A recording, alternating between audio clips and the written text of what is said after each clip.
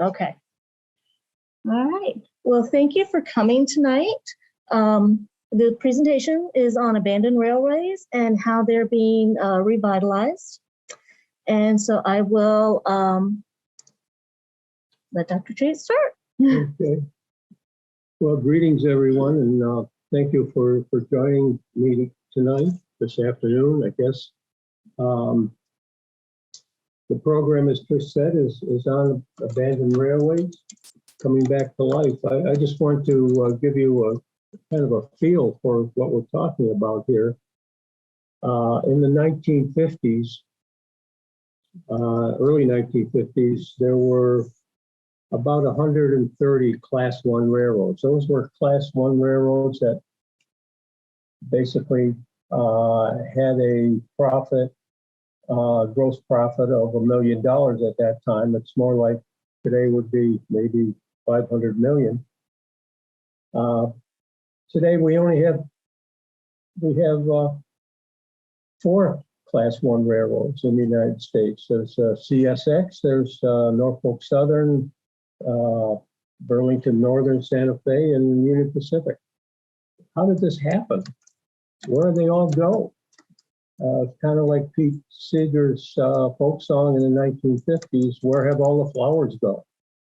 Well, we're going to try and answer that question this afternoon. But before we get into some of the details, just let me thank Trish Walker again for all the work that she's done behind the scenes. And also my wife and my family for supporting me in this talk, preparing for it. And I would like to also dedicate this talk to our son, who's recovering from a prolonged illness, and hoping and praying that he gets better. So before we go into the first couple of images, just let me give you a little historic background. And go back to right after the Revolutionary War. It officially ended in 1783. And once that happened, people wanted to get on the move. They turned to canals. And a lot of you know the Erie Canal in 1825, the C&O Canal, which we see remnants of in the Washington area, in the 1830s, early 1830s. But then steam-powered locomotives started to take over. And by the mid-1800s, it was all railroads. They had really taken over the canal business from passenger travel and freight shipments. And for the next 100 years, basically it was all railroads. They carried the men to war. They carried the shipments that were needed for defending our country. And the railroad station was the centerpiece of many, many cities and communities. So let's take a look at the first image. And this basically happened in many, many cities. This is a group saying goodbye to soldiers heading off for training. This happened to be in Rochester, New York, my hometown, but it happened all across the U.S. Railroads were the only way that the soldiers could go off to train. There were no airplanes. There were no roadways, trucks, automobiles weren't that powerful. And not only did we see these scenes on the platform, but outside the station. Let's take a look at the next. This is a cardinal. That's a cardinal on his way to Chicago. Went out to greet the Rochester public, and look at the crowd that came to visit. Today that station's gone. This area is not a centerpiece anymore. Whole things have changed. And so what happened? We'll get into that very shortly. The next, in the next image, we take a look at the railroads thought that their business, their very busy schedule would continue. And so here's the New York Central spending millions of dollars in 1948, post-World War II, to upgrade their streamlined trains. And they did a great job. The next image shows basically what these streamlined trains look like, all stainless steel on the outside. But nothing lasts forever. What happened? Airplanes came into the mode, roadways, new interstates were built, powerful cars into the late 1950s, and the passenger miles on railroads started to decrease all across the country. Just take a look at, by 1959 and into 1966, look at the decrease in passenger miles. Big percentage of decrease. And you could probably say it was due to the coming of the airplane, new powerful automobiles, new roadways. It all had an effect, New York Central, the railroads tried to do a lot to stem this tide. The New York Central tried this aero train that's shown in the next image. This is 1956. It didn't stem the tide. There was no real need for it. It wasn't a popular ride. In addition, there were mechanical problems. So the railroad started to get into trouble in the late 1950s. And New York Central, a big eastern railroad with about 11,000 miles in length and over 20,000 miles of traffic. The same with Pennsylvania. Both were really suffering financially. So what happened was they merged. The next image shows the Penn Central, the Pennsylvania and New York Central. And in the back, there's a New York Central diesel engine, but they merged to become the Penn Central. And in 1968, this merger occurred. And it only lasted to 1971. They had financial difficulties. This merger did not go well. And you probably heard of Conrail. Conrail took them over in the mid-1970s. And we'll know more about Conrail in a few minutes, but that was the first big merger. I mean, it's kind of like you talk about ExxonMobil, we talk about Lockheed Martin, and that was a merger of Martin Marietta and Lockheed Aircraft. Same in the railroads. So this is what happened in the Northeast. Conrail took over from Penn Central in the 1970s. In the Southeast, we had kind of the same thing. Let's go to the next. Silver Meteor, a streamlined train from New York City to Miami. Amtrak still uses this name of the train that they have on their schedule from New York City to Miami. This is the Seaboard Airline Railroad, and so they were having trouble. Also having trouble was the Atlantic Coastline. So we have two railroads, both going to Miami, Florida and the southeastern states. What do you think happened? They merged, became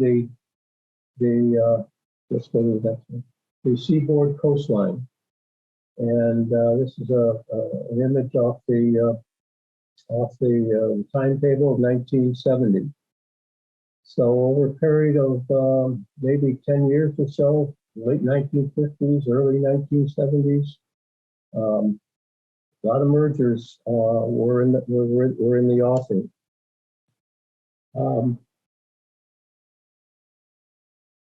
Next, you can see on the map of the railroads on the right-hand side. On the right-hand side is the Atlantic coastline, and on the inside here is the line of the Seaboard Airline Railroad. This was abandoned. You can't have two railroads going to the same place, both suffering financially.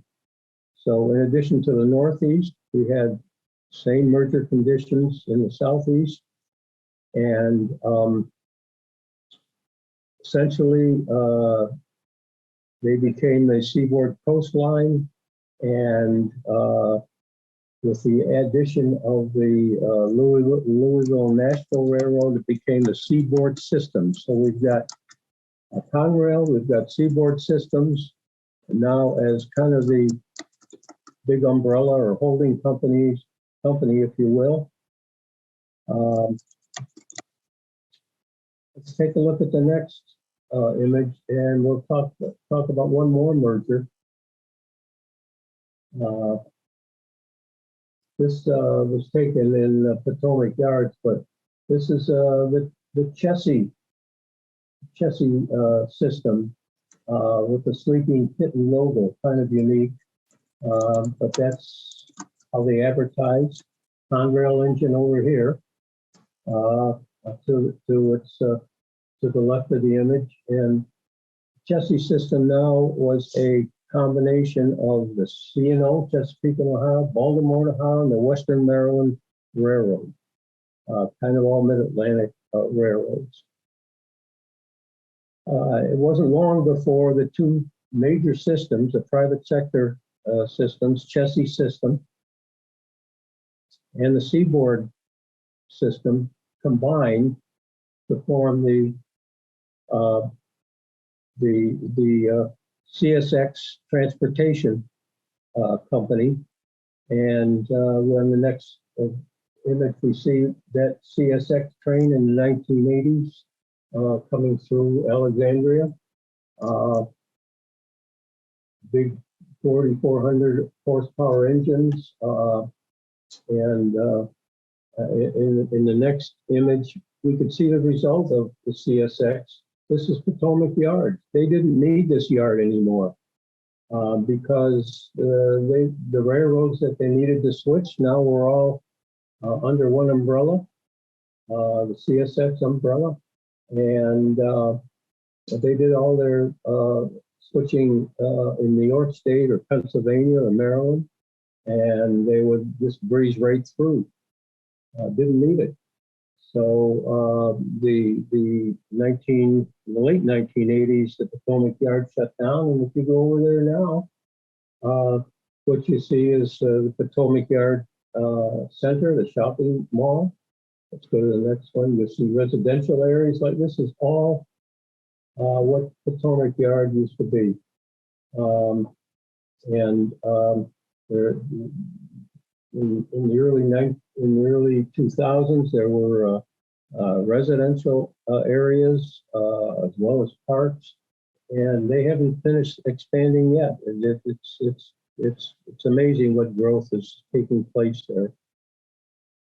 But not everything is negative here. There are a lot of positive aspects. Let's take a look at the Western Maryland Railroad because that railroad, even though it was abandoned, parts of it were abandoned, has sprung to life. This is in the heyday, 1940s, big steam engines, powerful steam engines. Western Maryland Railroad ran along the Maryland-Pennsylvania border, basically from Cumberland to Hancock to Hagerstown, right into the Baltimore area. About 850 miles of track. And during the 1940s and early 50s, doing a very good business. But for the reasons we mentioned before, things started to go south, figuratively speaking. The steam engines turned to diesel. There's a coal train with 4 diesel engines on its way to market. And we'll see how this railroad, even though it was abandoned, came back to life in the next few images. This is the Western Maryland Railroad. I said from about Cumberland all the way to Hagerstown,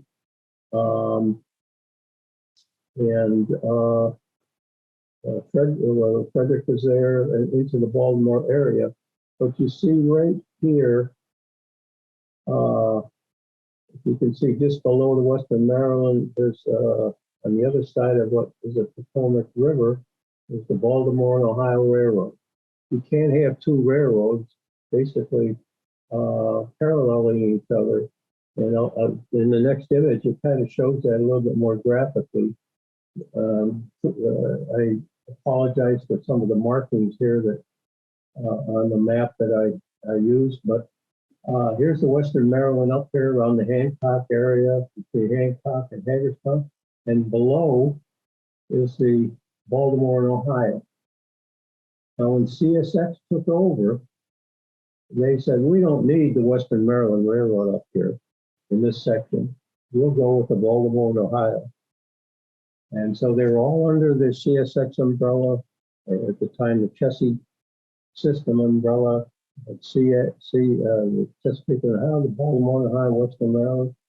So they abandoned the Western Maryland line in that area.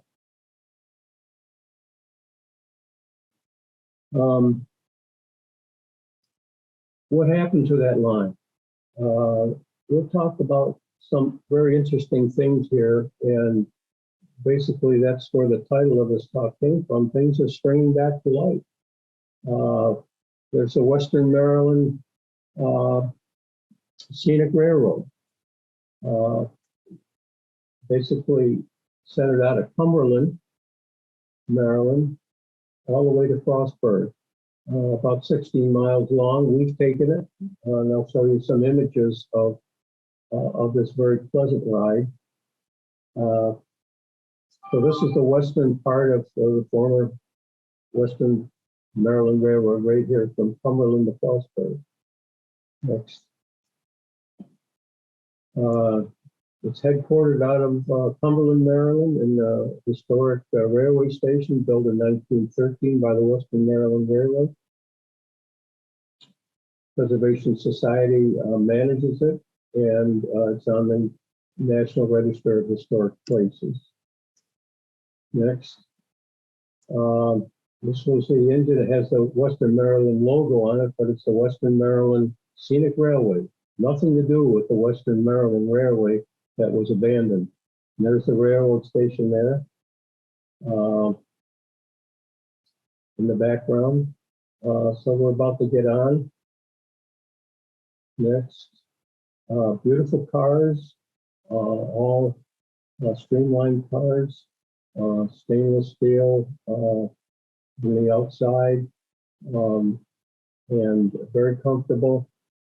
Take a look at the inside of the car. Okay, this is, we'll get to the inside in a minute. We're in Frostburg now,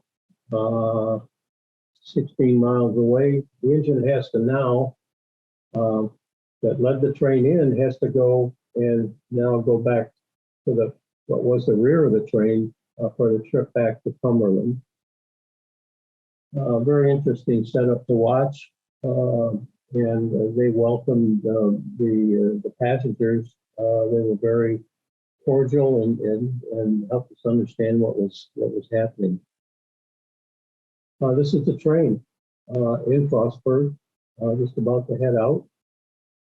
Next, dining car. Next, I think the coach car, very clean, and they're doing a very good business. This is we're no. My wife and I are no strangers to Scenic Railway. This is a line called the Lehigh Valley, Lehigh Gorge Scenic Railway in middle of Pennsylvania, in a town called Jim Thorpe, on the old Lehigh Valley Railroad. This engine now is just coming through the station, but it's done very, very well. Next. This runs basically from Jim Thorpe here all the way through the Lehigh River Gorge and ends up here and makes a turnaround, again bringing the engine back to the front. It was on the front, back to the rear for the trip back to Jim Thorpe. So Scenic Railways have made their appearance on abandoned railways. And they're doing a very, very good business.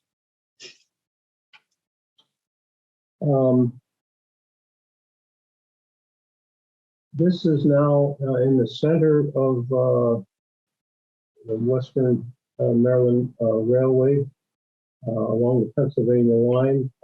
This is called the Maryland Midland Railway. It's a short line, freight carrier, doesn't carry passengers. It's connecting the CSX here, and I'll show you a little bit more in that in a second. But a distance of about 63 miles to the Baltimore area. Let's go to the next one. You can see it a little bit. Now this is an old Western Maryland map. This is now converted to the what's called a short line from Highfield all the way down to the Emory Grove, where it interchanges with the CSX line, which the CSX maintained. This line here in Highfield going up is also CSX. They still own it. They still use it, going through Hanover, Pennsylvania, up into York. But back to the Maryland Midland Railroad, going from here all the way down, doing a very good business as a connecting railroad. It's called a Class 3 railroad, and they do extremely well. Next, it shows you some. They're going through High Bridge. The engines are clean, they're powerful, and there's 1, 2, 3, 4 diesel engines carrying this train. Interchanging at the next with the CSX here in Highfield is what's happening here. The CSX comes in. This line, the Maryland Midland will exchange whatever freight cars they have, pick up this load here and take it on their line. The CSX will go back with whatever cars they had to pick up, and that's the way railroading is done today. Interchanges with the Class 3 short line railroads. There are many, many of them throughout the United States. One other thing, there's also another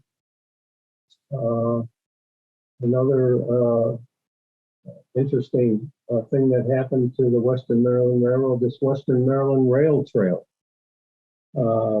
This 28 miles long from Little Orleans to past Berkeley Springs, past Hancock, and This rail trail, as it's called, is 28 miles long, all along the old Western Maryland rail bed.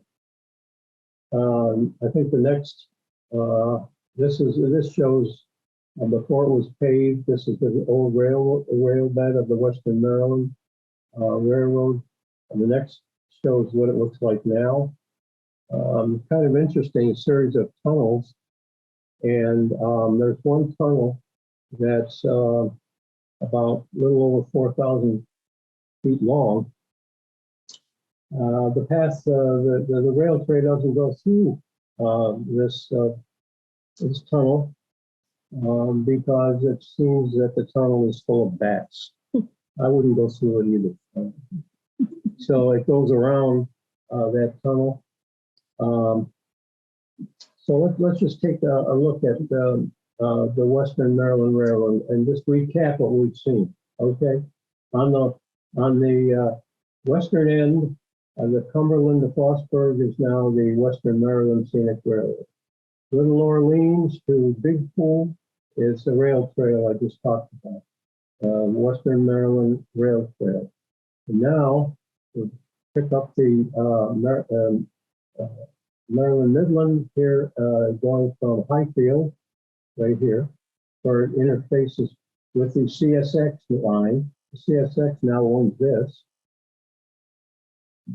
So the MMid, as it's called, comes down through Union Bridge, and there's another interface right here with the CSX line that retained this line and right into Baltimore.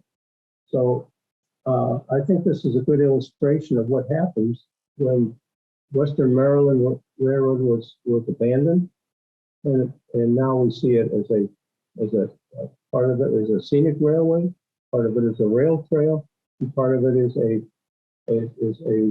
short line freight carrier. And that's basically what happens to many abandoned lines through the U.S. As I said in the beginning, we had 130 Class 1 railroads. No, I don't need that right now. I'm sorry, my mistake. And now we're down to 4, all by mergers and acquisition. Kind of an interesting study. I haven't seen any books written on it, but basically that's what happened. In Virginia, CSX is a big freight carrier. Amtrak rides on CSX line. Norfolk Southern also is a freight carrier in Virginia. So we're down now to 2 Class 1 lines in Virginia. So I want to kind of just transition now to something else very interesting that has happened up in New York State. And we'll end with that, but let's go to the next. This is the Saratoga North Peak Railway, which took over an abandoned line of the Delaware and Hudson, a Class 1 carrier. And you can see that it was by the New York Times, it voted among the top places to visit in the world. It began in 2011 with all kinds of expectations, but 2018, it went out of business. And there are various reasons for it. I won't get into it now, but it's kind of interesting what happened. This scenic railroad didn't make it. It was all set up. Next, had some beautiful engines, beautiful scenery, but it just didn't make it. And by 2018, articles in the newspaper, Saratoga North Peak train is shut down April 7th. That was the end of it. But the rails still existed. So along comes a company called Revolution Railway, Revolution Rails, I think it's named, Revolution Rail Company. And something very unique that they did in the Adirondack Mountains, that along the rail bed that was used by the D&H, the Delaware and Hudson, as well as the Saratoga North Creek, is called rail biking. We went on it. We had a great time. And some images showing the time that we had. There's, before we get to that, there's a mechanic to make sure everything is good on the rail bike. And so we're all set to go. And here's a group heading off through the woods. And it just gave me a pretty good feeling to know that we were going along a historic line that once carried a lot of freight, a lot of iron ore out of the Adirondack Mountain area, and it was a big factor in the World War II era, as a lot of that iron ore and titanium oxide containing ore was used for the troops in World War II. Anyway, this was very interesting. It was beautiful. It was relaxing. There's a Hudson River, and a good friend of mine just taking a close look at the Hudson River there and enjoying the scenery and everything else that goes along with it. So that's another thing that we can add to the list.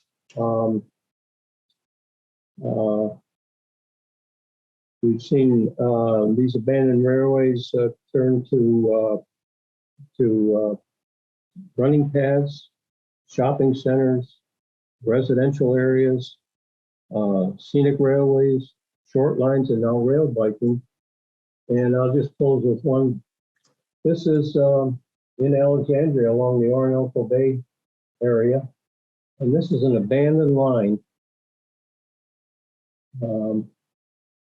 that you see if you go to the park. And one wonders whether or not maybe, just maybe, rail biking would be suitable here. I certainly would like to see it. It's an old Southern Railway line that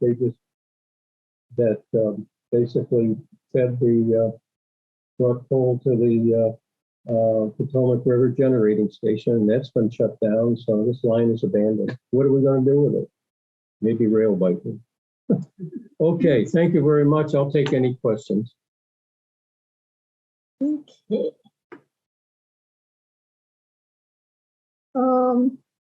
So we have one comment. Excuse me. The remaining 4 Class 1 trains don't do any advertising. They could board cars and take people safely to their destinations. If people knew about them, have you seen such promotion about train travel's advantages? Amtrak basically from 1971 on basically managed all the passenger travel throughout the United States. Amtrak does a good job. I don't have an Amtrak timetable with me, but they do a good job of advertising. They use, in the eastern part of the United States, they use the CSX line. As they go, there's one train coming out of Alexandria that goes down to New Orleans. The Crescent uses Norfolk Southern line. Amtrak out of Chicago uses the Burlington Northern Santa Fe line, but they advertise a lot. They don't advertise the rail lines that they're riding on that belong to the Class 1 railways, the 4 that I mentioned. But they do a lot of advertising for their passenger service. I don't know if that answers the question, but Let's see.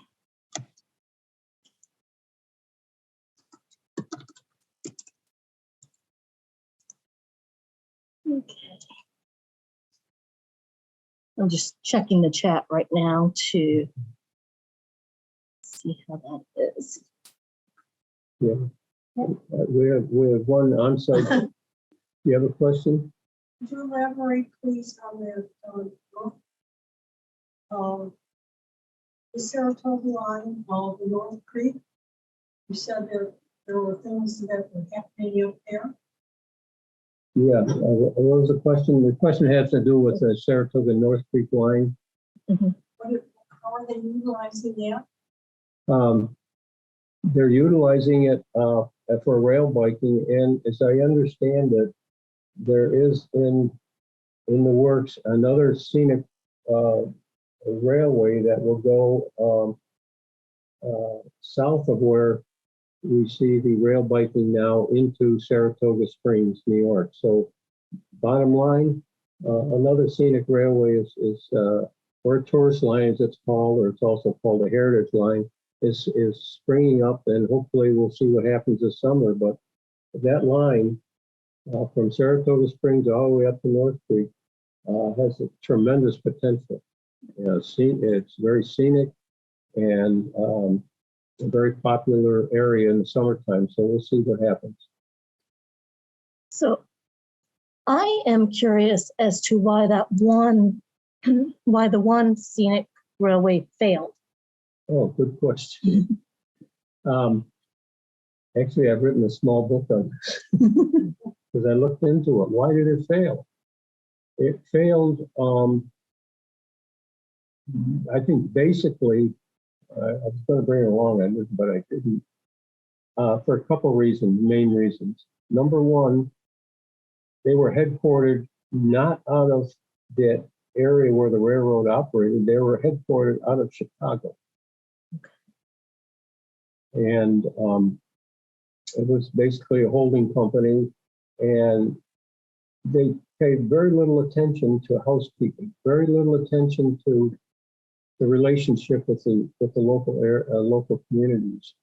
And for example, on one of the sidings of the line, they were storing tank cars, unused tank cars or old tank cars, which got the community very, very upset because it's a hazard. And old passenger cars that were ready to be junked. I mean, they just didn't care, didn't seem to care, let's put it that way. The relationship with the community was terrible, and that resulted in poor ridership towards the end. There are other reasons too, but those are the two main.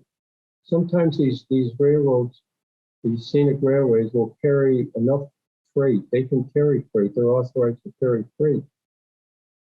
Enough freight to offset some of to increase their revenue. Let's put it that way. Okay. Saratoga North Creek didn't do that. So there are three reasons why they just went out of business. But I think, as I said, the line is too good, too beautiful to just sit there. I think there'd be another scenic railway that'll come along here, but you've got to pay attention.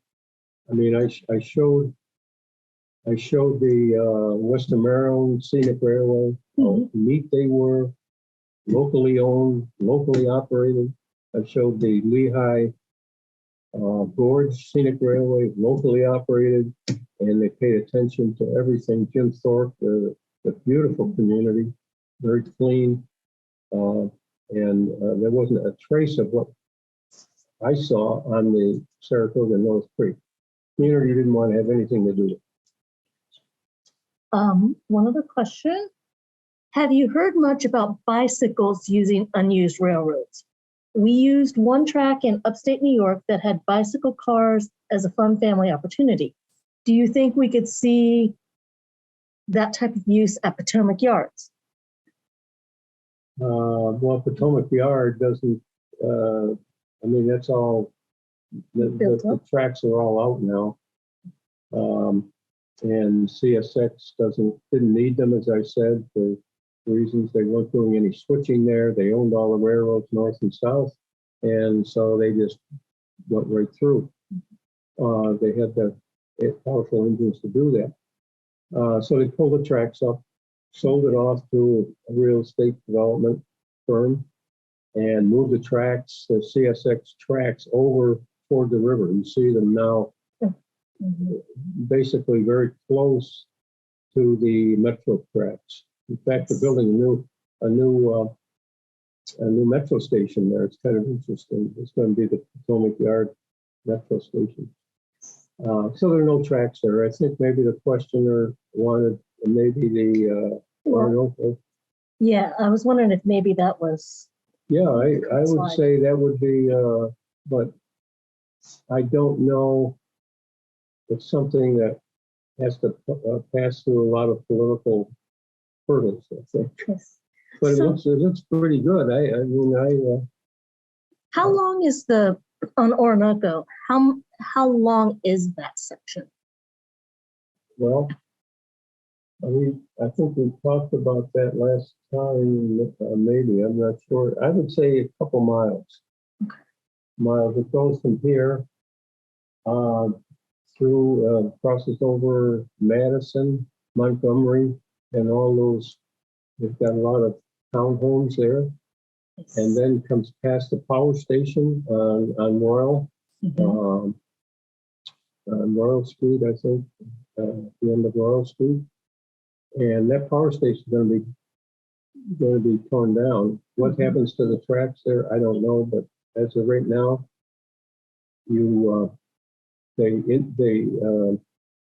they switch off the CSX main line. Mhm. You can see it over the Route 1 bridge as you go towards Potomac Yard going north. Mhm.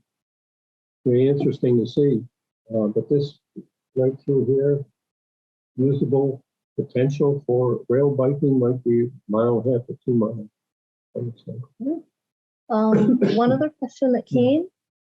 How effective are these alternative scenic rail trains in bringing new tourism to areas and trains to younger generations? That's a real good question.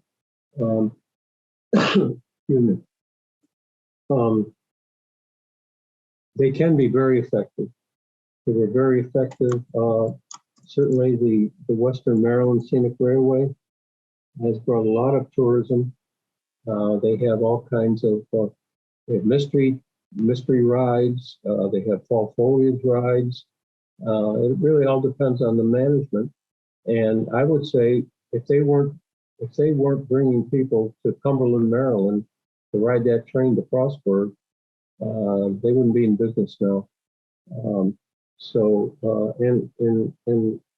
I think that they are doing well. The community's doing well, and the same thing with the Lehigh Gorge Scenic Railway.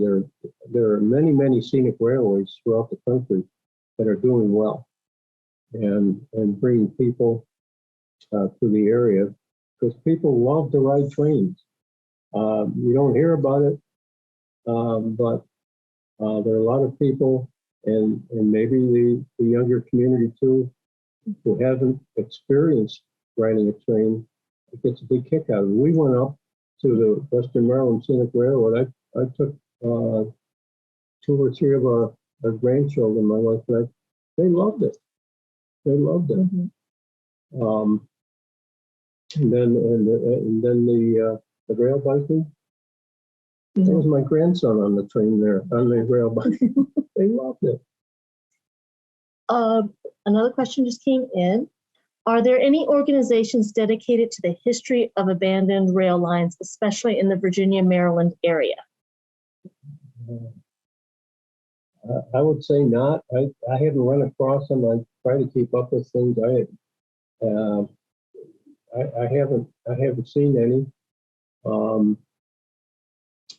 I guess there are a lot of historical societies. I think there's a Western Maryland Historical Society, there's a New York Central Historical Society, which I belong to.